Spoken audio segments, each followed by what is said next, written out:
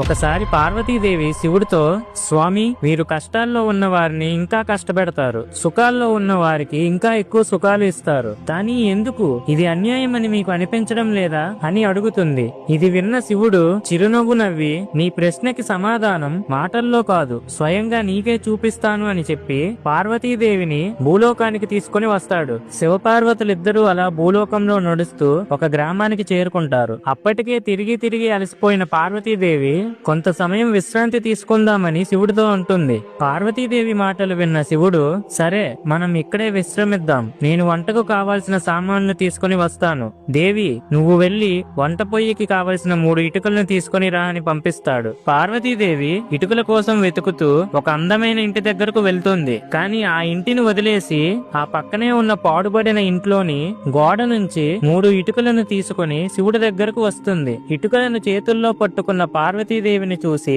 శివుడు చిరునవ్వు నవ్వుతాడు. పార్వతీదేవి, స్వామి, ఎందుకని అలా నవ్వుతున్నారు అని అడుగుతుంది. శివుడు, పార్వతి, నువ్వు ఈ ఇటుకలను ఎక్కడ నుండి తీసుకుని వచ్చావు అని అడగగా, దారిలో కనిపించిన పాడుబడిన ఇంట్లో నుంచి తీసుకుని వచ్చా స్వామి అని అంటుంది పార్వతి. దేవి, ఆ పక్కనే ఉన్న కొత్త ఇల్లు నీకు కనిపించలేదా? దాని నుంచి ఎందుకని ఇటుకలను తీసుకోలేదు అని అంటాడు శివుడు. స్వామి, ఆ ఇల్లు అందంగా ఉంది, దాని నుండి తీసుకోవాలంటే నా మనసు ఒప్పుకోలేదు అంటుంది పార్వతీదేవి. పార్వతీ మాటలు విన్న శివుడు, ఇదే నువ్వు అడిగిన ప్రశ్నకు సమాధానం. ఎవరైతే మంచి కర్మలతో జీవితాలను పరిశుభ్రంగా ఉంచుకుంటారో వారి సంతోషాలను చెడగొట్టడం నాకు ఇష్టం ఉండదు అని అంటాడు శివుడు. మీరు శివభక్తులు అయితే ఓం నమః శివాయ అని కామెంట్ చేయండి.